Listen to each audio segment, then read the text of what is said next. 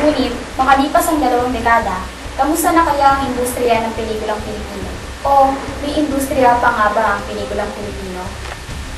Kung alam natin, kung batid lamang natin ang kasaysayan ng pelikulang Pilipino, maaaring makita natin na may nauna na independent filmmakers. Walang himala! Ang himala ay nasa puso ng tao!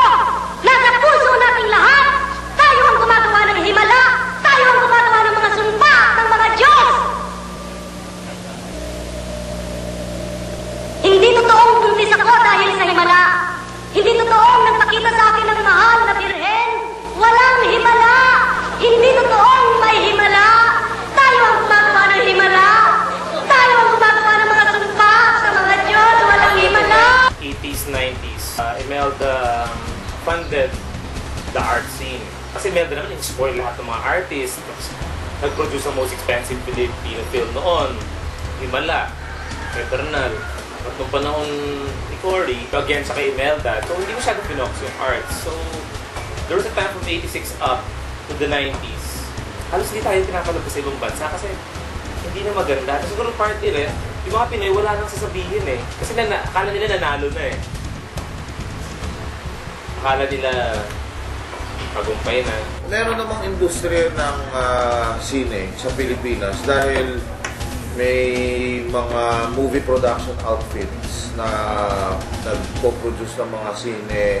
Yung Star Cinema, yung Regal Films ni Mother Lily, yung Solar Films ni Mr. Wilson Cheng, na may kakayanan para magpalabas ng mga sine na meron namang quality. Dumating yung DVD, yung pirated. Di ba, bibili ka na ng pirated DVD, buong pamilya pa kayo makakapanood. I mean, with $60, 10 kayo makakapanood. Kagabi lang ho, wala na silang lahat. Pati ba mga Pilipino? Wala na po silang lahat eh. Eh kayo, ano ba kayo? Sagrito lang po kami. Diyan lang po kami nakatira. Eh, hindi ba kayo Pilipino? Ho? Tiga-Marulas ho kami. Wala ho naman dayuhan dito. Tandaan nyo ito ah.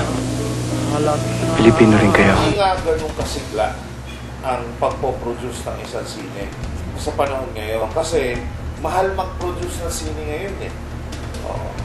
Pero ang makakatulong nga doon sa pag-produce ng mga cheap and independent films ay yung digital. Ipinapalabas nila nagsama na yung mga Pinoy. Wala tayong action film sa ginagawa ngayon. Puro love story na lang nag-work.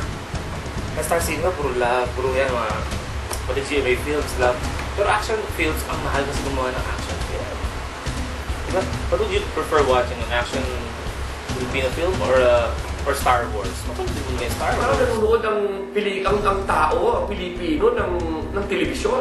Ang pelikula, once a month yan. Kaya nga, namamatay ang pelikula natin ngunit ang produkto, at makikita mo taga-silbi na lamang ang pelikula sa pangangailangan ng telebisyon sa huli.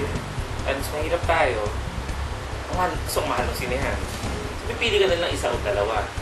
Noon, siguro yung mga Pinoy, manonood ng lahat ng palabas, whether Hollywood or Pinoy, pero unahin na lang yung Pinoy, diba?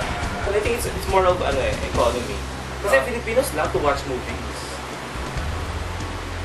But they cannot afford it anymore.